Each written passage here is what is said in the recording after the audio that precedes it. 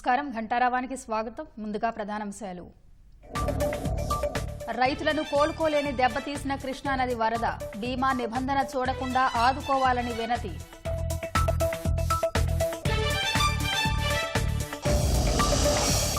ఏలేరు వరద బాధితులకు ఈ నెల 17లోగా న్యాయం. కుటుంబానికి 10,000 చొప్పున తక్షణ ఆర్థిక సాయం.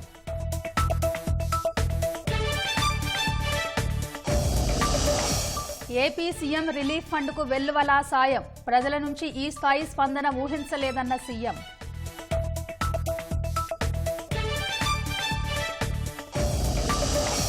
లక్ష కోట్ల విలువైన పథకాలకు కేంద్ర కేబినెట్ ఆమోదం. 70 ఏళ్లు పైబడిన అందరికీ ఆయుష్మాన్ భారత్ వర్తింపు.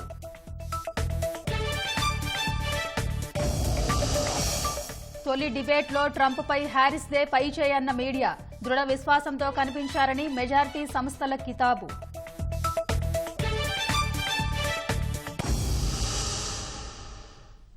కృష్ణానది వరద అన్నదాతలను కోలుకోలేని దెబ్బతీసింది. వరి సహా పసుపు, కంద వంటి వాణిజ్య పంటలు సర్వనాశనమయ్యాయని రైతులు వాపోతున్నారు. ప్రభుత్వం పంట బీమా నిబంధనను పక్కనబెట్టి తమను ఆదుకోవాలని, లేకుంటే ఆత్మహత్యలే శరణ్యమంటున్న రైతులతో ఈటీవీ ముఖాముఖి.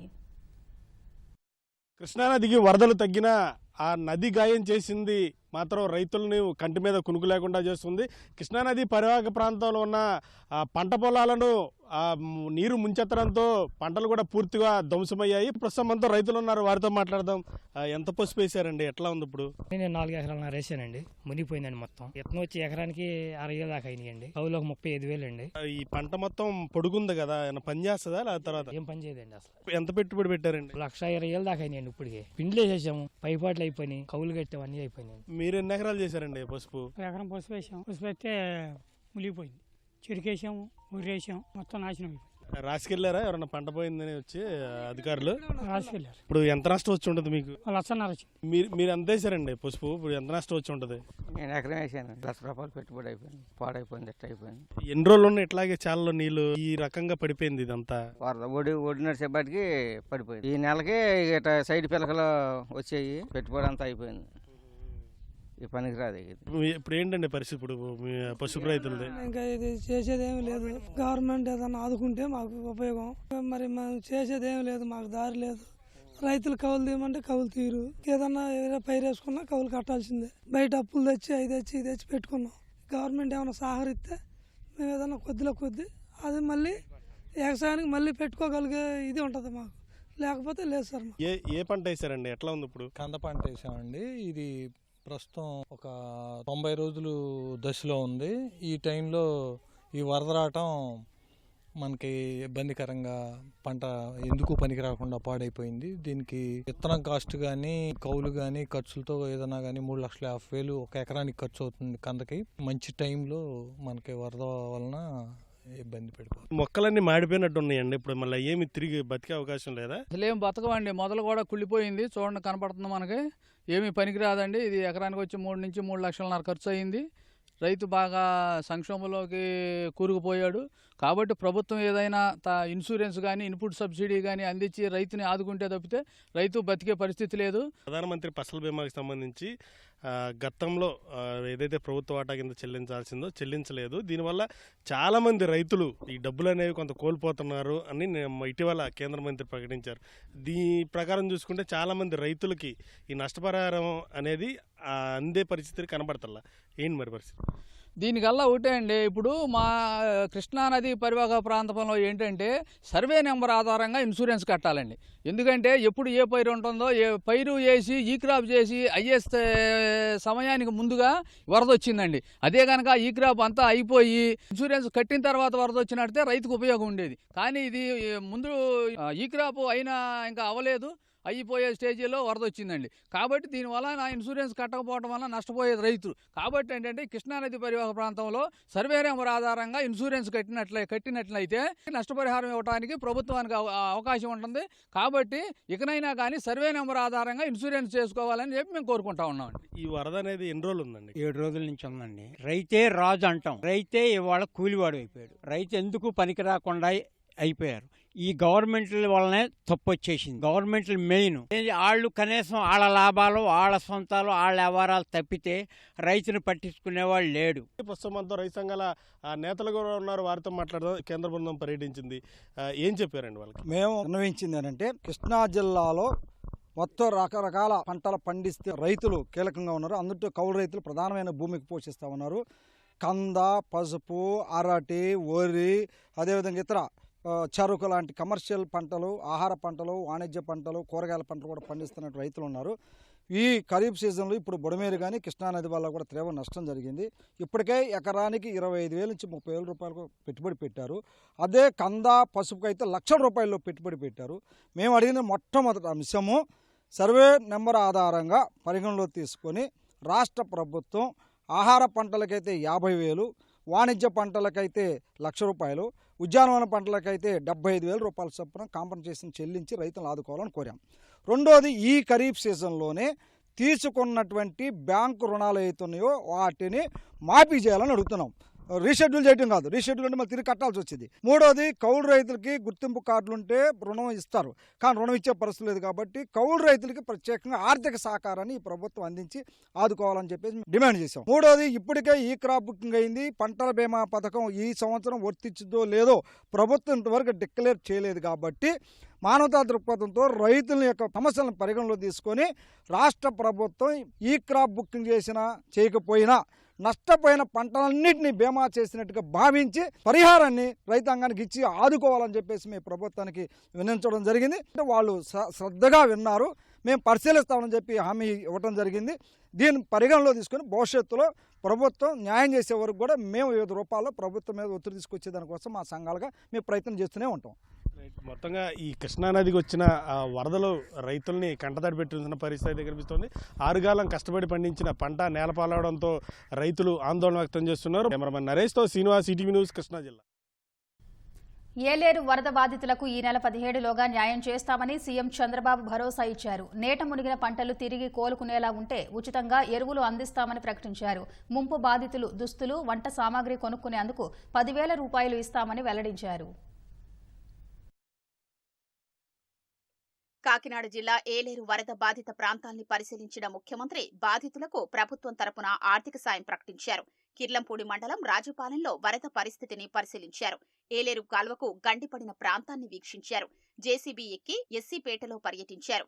నీటిలో దిగి ముంపు బాధితులతో మాట్లాడారు. ఏలేరుకు 47,000 క్యూసెక్కుల రికార్డు స్థాయి వరద వచ్చిందని, నీరు దిగువకు వదలకపోతే జలాశయానికి ప్రమాదం వాటిల్లేదని చెప్పారు. ఏలేరు వరదల వల్ల జగ్గంపేట, పెద్దాపురం, పిఠాపురం నియోజకవర్గాల్లో తీవ్ర నష్టం జరిగిందన్న సీఎం గత ప్రభుత్వం కాల్వల ఆధునీకరణ చేసి ఉంటే ఈ పరిస్థితి వచ్చేది కాదన్నారు. పంట నష్టపోయిన రైతులకు ఎకరాకు 10,000, నిరాశ్రయులు కుదురుకునేలా మరో 10,000 ఇస్తామని ప్రకటించారు. ఏదో 2,500, 2,500 చాలదు కాబట్టి కనీసం బట్టల కోసం, వంట సామాగ్రి కోసం 5,000 చొప్పున ప్రతి ఒక్క కుటుంబానికి 10,000 ఆర్థిక సహాయం చేస్తాం.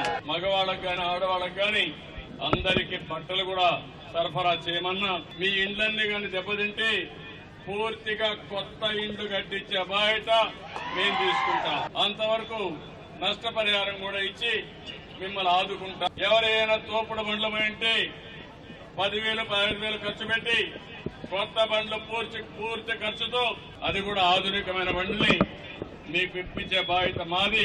ఎక్కడన్నా కానీ ఆటో రిక్షాలు కానీ లేకపోతే సైకిల్ రిక్షాలు కానీ పోతే వాళ్ళందరికీ ఒక్కొక్కరికి 10,000 రూపాయలు సహాయం చేసే బాధ్యత ఈ ప్రభుత్వం తీసుకుంటుంది. కలెక్టర్కి స్పష్టమైన ఆదేశాలు ఇస్తున్నాం. 17వ తారీఖు లోపల మీ అందరికీ న్యాయం చేసే బాధ్యత ఆయన తీసుకుంటారు. ఎక్కడైనా సరే పంట రివైవ్ చేయగలిగితే, దానికి అవసరమైతే యూరియా కానీ ఇవన్నీ ఇచ్చి, పొటాషియం ఇచ్చి మళ్లీ కాపాడగలిగితే దానికి కూడా ఎరువుల సరఫరా కూడా చేయమని ఆదేశాలు ఇచ్చాం. రాష్ట్రంలో వైకాపాను దూరంగా పెట్టారని చంద్రబాబు పిలుపునిచ్చారు. క్షేత్రస్థాయి సమస్యలు నేరుగా ముఖ్యమంత్రి, ఉప ముఖ్యమంత్రులకు చేరేలా త్వరలోనే ఒక యాప్ను తెస్తామని సీఎం వెల్లడించారు. వరద బాధితులకు సాయం అందించేందుకు దాతలు పెద్ద ఎత్తున ముందుకొచ్చారు. సచివాలయంలో ముఖ్యమంత్రి చంద్రబాబును కలిసి పలువురు విరాళాలు అందజేశారు. సంధ్యా మెరైన్స్ తరఫున కేవీ ప్రసాద్ ₹1 కోటి, GVPR engineers limited chairman GSP Veerareddy, MD Sekhar Reddy ₹1 కోటి, ఆంధ్ర ప్రగతి గ్రామీణ బ్యాంకు చైర్మన్ సత్యప్రకాష్ సింగ్ 86 లక్షలు, వైశాఖి ఫౌండేషన్ తరఫున ఎల్లంకి రవికుమార్ 50 లక్షలు, దర్శి నియోజకవర్గం ప్రజల తరఫున 37,16,200 విరాళం ఇచ్చారు. దర్శి నియోజకవర్గం టీడీపీ నాయకులు గొట్టిపాటి లక్ష్మి 10 లక్షలు, అమెరికా కమ్మ సంఘం తరఫున శ్రీనివాస్ ఉయ్యూరు, కాకర్ల శ్రీనివాస్, కొల్ల అశోక్ బాబు 30 లక్షలు, మోడల్ డైరీ ఎండీ ధనప్రకాష్ 30 లక్షలు, Manipal hospitals cluster director doctor Sudhakar Kantipudi, associate director J Ramanjaneyareddy 25 లక్షలు, ఆఫ్రికా కెన్యా టీడీపీ తరఫున బొబ్బా శివప్రకాష్ 20 లక్షలు, హైదరాబాద్కు చెందిన the citizen cooperative society chairman Raju MD KV Subbaiah 10 లక్షలు అందించారు. విజయవాడ ఆర్థోపెడిక్స్ సొసైటీ తరఫున డాక్టర్ వాసు 5, ఏ చంద్రమౌళి, పి పార్థసారథులు చెరో 5 లక్షలు, రోటరీ క్లబ్ అమరావతి తరఫున హర్ష 3 లక్షలు, కేఎల్పీ పబ్లిక్ స్కూల్ గుంటూరు విద్యార్థులు 1,84,500, state carpenter workers union Amaravati president P Nageswarareddy 1,15,000, ISRO retired welfare association తరఫున జి వెంకటేశ్వర్లు, సిహెచ్ మస్తాన్ రావులు చెరో 1,116, K Nishanth, doctor Taru Kakani, Kajavali, Vijayawada royal hospitals doctor Rajasekhar రెడ్డిలు 1,00,000 చొప్పున విరాళం చెక్కును చంద్రబాబుకు అందించారు. వీరికి సీఎం ధన్యవాదాలు తెలిపారు. సమాజం నుంచి ఇంత స్పందన వస్తుందని తాను ఊహించలేదని అన్నారు.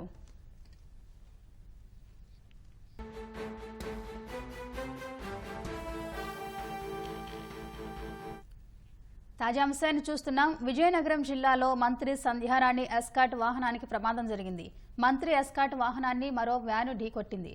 ఇక మరింత సమాచారం మా ప్రతినిధి ఓబులేష్ అడిగి తెలుసుకుందాం. ఓబులేష్, చెప్పండి, ప్రమాదానికి గల కారణాలేంటి? విజయనగరం జిల్లా రామద్రపురం మండలము భూసాయి వలస ఆరికతోట మార్గ మధ్యంలో మంత్రి గుమ్మిడి సంధ్యారాణి ఎస్కాట్ వాహనం ప్రమాదానికి గురైంది.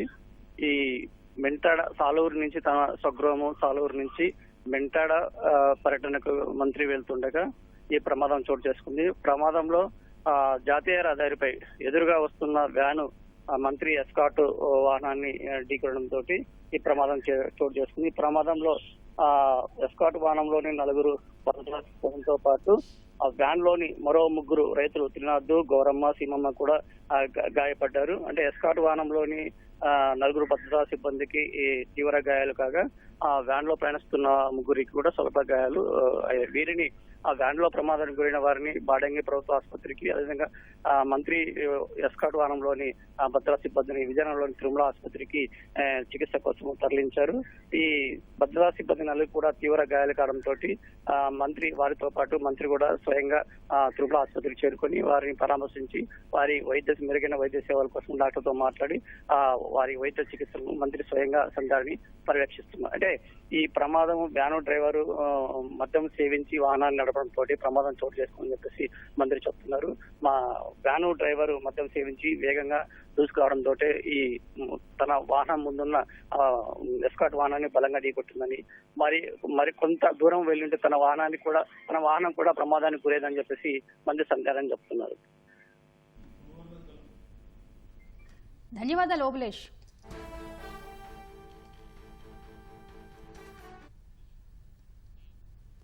విజయవాడ శివారు అంబాపురం పైపుల రోడ్లోని వరద నీటిని వెళ్లగొట్టేందుకు 7 గంటలు కొట్టారు. ప్రస్తుతం అక్కడి పరిస్థితిని మా ప్రతినిధి సూర్యారావు ప్రత్యక్ష ప్రసారం ద్వారా అందిస్తారు. విజయవాడను చుట్టుముట్టిన వరద నీరును బయటికి పంపేందుకు ప్రభుత్వం నానా ప్రయత్నాలు చేస్తుంది, వివిధ రకాల ప్రయత్నాలు చేస్తుంది. ఇక్కడ మనం చూడొచ్చు, పైపుల రోడ్డుని అధికారులు గండి కొట్టి ఆ నీటిని మళ్లిస్తున్న విధానం మనం చూడొచ్చు. మొత్తం ఇక్కడ 7 చోట్ల ఈ గండి కొట్టారు రహదారికి.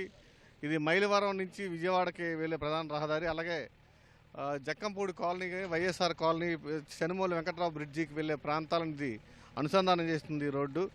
అయితే ఇప్పటికే చాలా చోట్ల బుడమేరు, అంబాపురం, నైనవరం ఈ చోట్ల ఇప్పటికీ కూడా నడుములోతు నీళ్లు ఇంకా నిలిచి ఉన్నాయి. చాలామంది కూడా అక్కడ స్థానికులు అయితే ఇంకా నివాసం ఉండలేక నానా ఇబ్బందులు పడుతున్నారు. సిటీలో చాలా చోట్ల ఈ వరద నుంచి విముక్తి కలిగిన వీళ్ళకి మాత్రం ఇంకా మనలోతు నీళ్ళలో నానా ఇబ్బందులు పడుతున్నారు. నిన్న దీనిపైన సమీక్షించిన అధికారులు ఈ ఉన్న నీటిని ఎలా బయటికి పంపాలన్న ఆలోచన చేసి ఈ ప్రధాన రహదారి పైన పలు చోట్ల 7 చోట్ల గండి కొట్టి నీటిని బయటికి పంపిస్తున్నారు. బుడమేరు రోడ్డు బుడమేరు వాగు సరిగ్గా ప్రణాళిక ప్రకారంగా వెళ్ళకపోవడంతో ఈ రహదారికి గండి కొట్టవలసిన అవసరం ఏర్పడింది.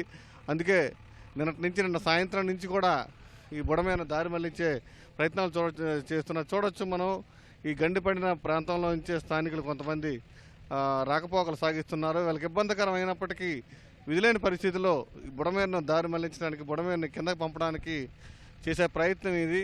మొత్తం మీద అయితే ఈ విజయవాడ సిటీ నుంచి పూర్తిగా ఈ బుడమేరును బయటపడేయడానికి ప్రభుత్వం అయితే ప్రయత్నాలు చేస్తుంది. ఇప్పటికే సహాయ కార్యక్రమాలు అలాగే వివిధ కార్యక్రమాలు చేస్తున్న ప్రభుత్వం బుడమేరును ఇటు పరిస్థితిలో కూడా ఆ నీరుని బయటికి తీసి అన్ని వర్గాల ప్రజలు, అన్ని ప్రాంతాల ప్రజలు ఇబ్బందులు లేకుండా చూడాలనే ప్రయత్నమే ఈ గండి కొట్టడం. కాస్త ఇబ్బందికరం అయినప్పటికీ 7 చోట్ల గండి కొట్టేటప్పటికీ మొత్తం ఈ జక్కంపూడి కాలనీ కానీ, వైఎస్ఆర్ కాలనీ కానీ, అలాగే మైలవరం వెళ్ళేది, కొత్తూరు తాడేపల్లి వెళ్ళే మార్గాలన్నీ కూడా మూసుకుపోయాయి. ఎక్కడ ప్రయాణికులు ఎక్కడ నిలిచిపోయారు, చాలా ఇబ్బందులు పడుతున్నారు. అయినప్పటికీ ఇది తాత్కాలికమే కాబట్టి కాస్త ఇబ్బందికరమైనప్పటికీ కూడా కాస్త ఓర్పు వహించాలని కూడా అధికారులు చెప్తున్నారు. ఎందుకంటే ఈ బుడమేరు నుంచి నీరుని ఇప్పటికీ కూడా నడుములోతు ప్రాంతాలు చాలా ఉన్నాయి.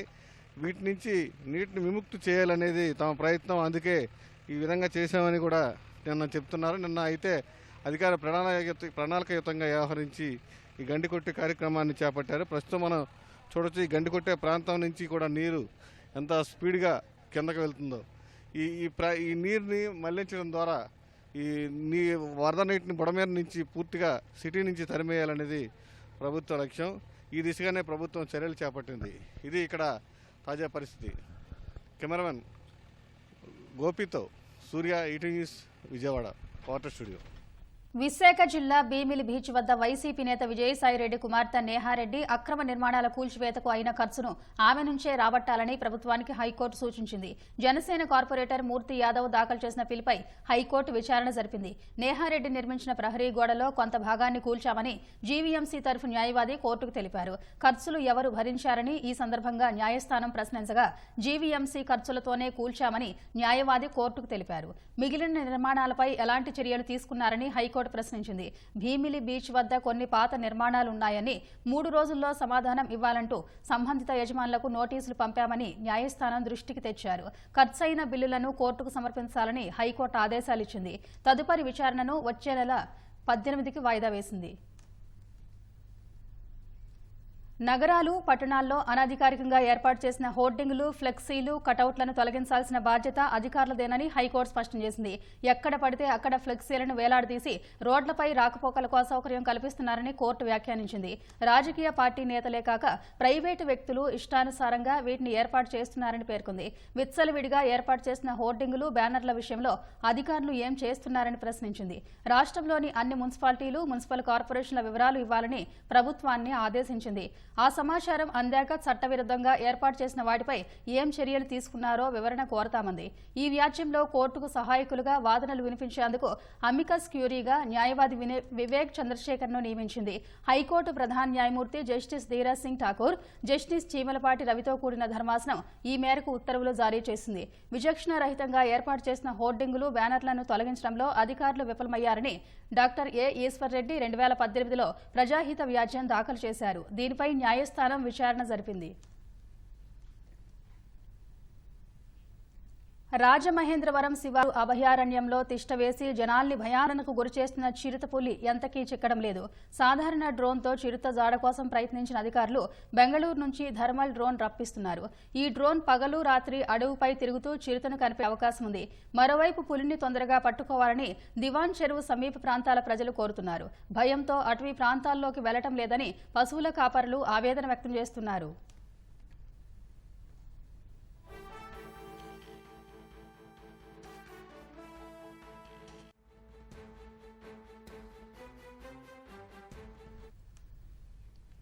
కేంద్ర మంత్రి మండలి పలు కీలక నిర్ణయాలు తీసుకుంది. 70 ఏళ్లు పైబడిన వారందరికీ ఆయుష్మాన్ భారత్ ఆరోగ్య బీమా పథకాన్ని వర్తింపజేసేందుకు ఆమోదం తెలిపింది. ఎలక్ట్రిక్ వాహనాల వినియోగాన్ని పెంచేందుకు 10,900 కోట్లతో పీఎం ఈ డ్రైవ్ పథకానికి ఆమోద ముద్ర వేసింది. ప్రధానమంత్రి గ్రామ సడక్ యోజన 4వ దశ కింద 62,500 కిలోమీటర్ల మేర గ్రామీణ రహదారుల నిర్మాణానికి ఆమోదం తెలిపింది. ప్రధాని నరేంద్ర మోదీ అధ్యక్షతన బుధవారం సమావేశమైన కేంద్ర కేబినెట్ 1,02,358 కోట్ల విలువైన 6 కీలక పథకాలకు ఆమోదం తెలిపింది. పేద ధనిక తారతమ్యం లేకుండా దేశవ్యాప్తంగా 70 ఏళ్లు పైబడిన వారందరికీ 5 లక్షల ఉచిత వార్షిక ఆరోగ్య బీమా పథకాన్ని వర్తింపజేసేందుకు మంత్రిమండలి ఆమోదం తెలిపింది. 3,437 కోట్లతో అమలు చేసే ఈ పథకం వల్ల దాదాపు 4.5 కోట్ల కుటుంబాల్లోని 6 కోట్ల మందికి ప్రయోజనం కలుగుతుందని కేంద్ర సమాచార ప్రసార శాఖ మంత్రి అశ్విని వైష్ణవ్ చెప్పారు. దీని కింద దరఖాస్తు చేసుకున్న వృద్ధులకు కొత్త కార్డులు అందిస్తామని తెలిపారు. ఇప్పటికే ఆయుష్మాన్ భారత్ పరిధిలో ఉన్న వృద్ధులకు 5 లక్షల అదనపు కవరేజీ లభిస్తుందని వివరించారు. కుటుంబంలో 70 ఏళ్ల పైబడిన వారు ఇద్దరుంటే వారికి సగం సగం ప్రయోజనం వర్తిస్తుందన్నారు. CGHS ex service men contributory health scheme, Ayushman central armed police force పథకాల కింద ఉన్న వయోవృద్ధులు వాటిని లేదా నూతన పథకాన్ని ఎంచుకోవచ్చని వెల్లడించారు. ప్రైవేటు వైద్యారోగ్య బీమా, కార్మిక రాజ్య బీమా కింద ప్రయోజనం పొందుతున్న వారు 5 లక్షల ప్రయోజనం కూడా పొందొచ్చని వివరించారు. మరోవైపు ఎలక్ట్రిక్ వాహనాల వినియోగాన్ని పెంచేందుకు 10,900 కోట్లతో పీఎం ఈ డ్రైవ్ పథకానికి మంత్రిమండలి ఆమోదం తెలిపిందని అశ్విని వైష్ణవ్ వెల్లడించారు. ఈ పథకం కింద దేశవ్యాప్తంగా 88,500 ఛార్జింగ్ స్టేషన్లకు కేంద్రం తోడ్పాటునందించనుందని తెలిపారు. పీఎం ఈ బస్ డ్రైవ్ పథకం కింద 2024-25 నుంచి 2028-29 మధ్య 38,000 విద్యుత్ బస్సుల్ని సమకూరుస్తామని వెల్లడించారు. ప్రధానమంత్రి గ్రామ సడక్ యోజన 4వ దశ కింద 62,500 కిలోమీటర్ల గ్రామీణ రహదారుల్ని నిర్మిస్తామని చెప్పారు. ఇందుకోసం 2024-25 నుంచి 2028-29 వరకు 70,125 కోట్ల వ్యయం చేస్తామని తెలిపారు. ఇందులో కేంద్ర వాటా 49,087 కోట్లు, రాష్ట్రాల వాటా 21,037 కోట్లు అని వివరించారు. 2024-25 నుంచి 2031-32 ఆర్థిక సంవత్సరాల మధ్య 31,350 మెగావాట్ల జల విద్యుత్ ప్రాజెక్టుల అభివృద్ధికి 12,461 కోట్ల నిధులు వ్యయం చేయనున్నట్లు కేంద్ర మంత్రి వెల్లడించారు. ఖచ్చితమైన వాతావరణ అంచనాలు విడుదల చేయడానికి 2,000 కోట్లతో మిషన్ మౌసం అమలు చేస్తామని చెప్పారు. ఇందుకోసం ఆధునిక రాడార్లు, శాటిలైట్ వ్యవస్థలు, సూపర్ కంప్యూటర్లను సమకూరుస్తామన్నారు. ఇప్పుడున్న ముందస్తు అంచనాల స్థానంలో తక్షణ అంచనాల వ్యవస్థను వచ్చే 5 ఏళ్లలో అమల్లోకి తెస్తామని వెల్లడించారు. అమెరికా అధ్యక్ష ఎన్నికల్లో భాగంగా జరిగిన డిబేట్లో మాజీ అధ్యక్షుడు డొనాల్డ్ ట్రంప్పై ఉపాధ్యక్షురాలు కమలా హ్యారిస్ పై చేయి సాధించారు. ఈ మేరకు మెజారిటీ అమెరికా మీడియా సంస్థలు స్పష్టం చేశాయి. కమలా హ్యారిస్ వాగ్దాటితో దూకుడుగా వ్యవహరించి ట్రంప్ను ఆత్మరక్షణలో పడేశారని చాలా మీడియా సంస్థలు పేర్కొన్నాయి. అమెరికా అధ్యక్ష ఎన్నికల్లో భాగంగా తొలిసారి ముఖాముఖిగా తలపడిన ట్రంప్ హ్యారిస్ చర్చను యావత్ ప్రపంచం ఆసక్తిగా గమనించింది. గతంలో బైడెన్ ట్రంప్ మధ్య జరిగిన సంవాదంలో ట్రంప్దే పైచేయి అని పేర్కొన్న అమెరికా మీడియా తాజా డిబేట్లో మాత్రం కమలా హ్యారిస్ వైపు మొగ్గు చూపింది. హ్యారిస్ లో దృఢ విశ్వాసం, దూరదృష్టి కనిపించినట్లు అమెరికా మీడియా సంస్థలు పేర్కొన్నాయి. డిబేట్ నిర్వహించిన ఏబీసీ మీడియా ఇరువురి వాదనల్లో ఎంత వాస్తవం ఉందనే విషయంపై పూర్తి కథనాన్ని ప్రచురించింది. కమలా హ్యారిస్ పై పైచేయి సాధించేందుకు ట్రంప్ అసంబద్ధ వాదనలు చేసినట్లు ఏబీసీ మీడియా పేర్కొంది. ట్రంప్ విమర్శలకు దీటుగా స్పందించిన హ్యారిస్ సమయం వృధా చేయకుండా ప్రత్యర్థిపై విరుచుకుపడినట్లు తెలిపింది. చర్చలో కమలా హ్యారిస్దే విజయమని పొలిటికో అభిప్రాయపడింది. ట్రంప్ను ఇరకాటంలో పడేసేందుకు ప్రాసిక్యూటర్గా తనకున్న అనుభవాన్ని కమలా హ్యారిస్ ఉపయోగించుకున్నారని న్యూయార్క్ టైమ్స్ పేర్కొంది. హ్యారిస్ పై ఆధిపత్యం సాధించేందుకు బదులు తనను సమర్థించుకునేందుకు ట్రంప్ ప్రయత్నం చేశారని తెలిపింది. ట్రంప్ వాదనలు వాస్తవాలకు దగ్గరగా లేవని, 2020 అధ్యక్ష ఎన్నికల నాటి వాదననే తెరపైకి తెచ్చారని వాషింగ్టన్ పోస్ట్ పేర్కొంది. కమలా హ్యారిస్ పూర్తి సన్నద్ధతతో వచ్చారని, ఆమె ప్రతి సమాధానం ఆయనకు కోపం తెప్పించేలా ఉందని CNN వివరించింది. ఫలితంగా ఒక్కోసారి ట్రంప్ సహనం కోల్పోయినట్లు కనిపించారని తెలిపింది. డిబేట్లో పాల్గొన్న అభ్యర్థులిద్దరూ ఉత్తమ ప్రతిభ కనబర్చారని ఫాక్స్ న్యూస్ అంచనా వేసింది. అధ్యక్ష ఎన్నికల ప్రచారం ప్రారంభమైన మొదట్లో ట్రంప్ దూకుడు ప్రదర్శించారు. బైడెన్తో జరిపిన డిబేట్లో పైచేయి సాధించారు. కానీ హ్యారిస్ రాకతో పరిస్థితి మారిపోయినట్లు కనిపిస్తోంది. రిపబ్లికన్ అభ్యర్థి ట్రంప్ కంటే డెమోక్రాట్ అభ్యర్థి హ్యారిస్ ముందంజలో ఉన్నట్లు ఇటీవలి సర్వేలు చెబుతున్నాయి. తాజా డిబేట్లో కమలా హ్యారిస్ సత్తా చాటడంతో డెమోక్రాట్లలో మరింత ఉత్సాహం కనిపిస్తోంది.